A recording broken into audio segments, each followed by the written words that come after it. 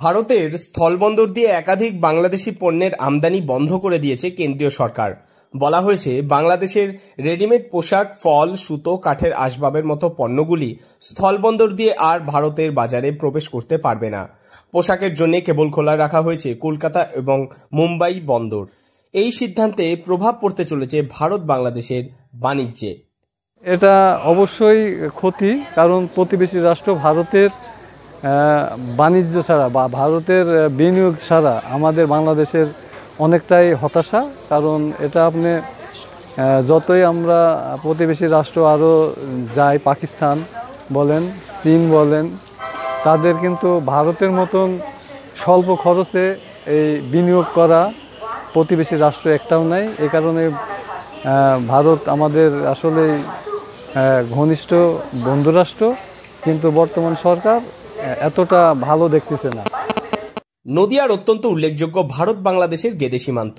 একসময় প্রচুর মানুষের আনাগোনা ছিল এই এলাকায়। প্রত্যেকদিন পণ্যবাহী গাড়ি, মালগাড়ি, বোঝাই ট্রেন ও পায়ে হেঁটেও ভারত বাংলাদেশের মধ্যে যাতায়াত ছিল অনেকের। তবে সম্প্রতি জনশূন্য হয়ে পড়েছে এই এলাকা। তার প্রধান কারণ, শেখ হাসিনার সরকার পতনের পর পদক্ষেপ নিয়েছে বাংলাদেশকে নিয়ে ভারত সরকার। এবার ভারতবর্ষের একাধিক স্থলবন্দর দিয়ে বাংলাদেশি পণ্যের আমদানি বন্ধ করে দিয়েছে কেন্দ্রীয় সরকার। সরকারের এই সিদ্ধান্তে ব্যবসায় কিছুটা ক্ষতি হলেও পূর্ণ সহমত দেখাচ্ছেন গেদে সীমান্তের বেশ কিছু স্থানীয় ব্যবসায়ীরা। কি জানালেন তারা, শুনে নিন।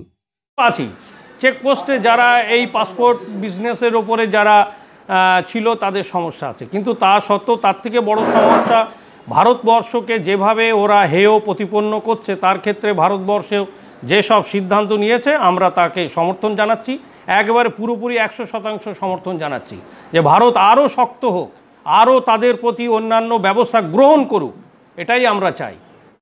প্রসঙ্গত, ভারতের বাণিজ্য মন্ত্রক একটি বিবৃতি জারি করে জানায়, এদেশের কোনো স্থলবন্দর দিয়ে বাংলাদেশের রেডিমেড পোশাক ভারতে ঢুকতে পারবে না। কেবল মুম্বাই এবং কলকাতা বন্দর দিয়ে জলপথে এই পণ্য ভারতে ঢুকতে পারবে। ফল, ফলের স্বাদযুক্ত কার্বোনেটেড পানীয়, প্রক্রিয়াজাত খাবার, তুলো, সুতো, প্লাস্টিকের পণ্য এবং কাঠের আসবাবপত্র অসম, মেঘালয়, ত্রিপুরা বা মিজোরামের কোনো স্থলবন্দর দিয়ে ভারতে ঢুকতে পারবে না। পশ্চিমবঙ্গের চ্যাংরাবান্ধা ও ফুলবাড়ি দিয়েও এই পণ্য ঢুকতে দেওয়া হবে না। জিটিআরআই এর পরিসংখ্যান বলছে, ভারতীয় মুদ্রায় এই সমস্ত পণ্যের বার্ষিক আমদানির মোট মূল্য 6,500 কোটি টাকার বেশি। মাছ, এলপিজি, ভোজ্য তেল, চুনোপাথরের ক্ষেত্রে অবশ্য স্থলপথে বাণিজ্যে কোনো বিধিনিষেধ আরোপ করেনি ভারত। তাছাড়া ভারতের মাধ্যমে নেপাল বা ভুটানে বাংলাদেশের যে পণ্য যায় তার ক্ষেত্রেও কোনো বিধিনিষেধ থাকছে না বলে জানিয়েছে নয়াদিল্লি। ভারত সরকারের নির্দেশিকা মেনে এখন থেকে পোশাক, তেল, ফল, সুতো এ দেশে রপ্তানি করতে গেলে বাংলাদেশের একমাত্র ভরসা জলপথ, তা ব্যবহার করা হবে। কিন্তু এতে রপ্তানির পরিমাণ কমতে বাধ্য, ফলে বাংলাদেশ আর্থিক ক্ষতির সম্মুখীন হতে পারে বলেই এমনটাই মনে করছেন বিদ্বজ্জনেরা। নদিয়া থেকে মৈনাক দেবনাথের রিপোর্ট, লোকাল 18 বাংলা।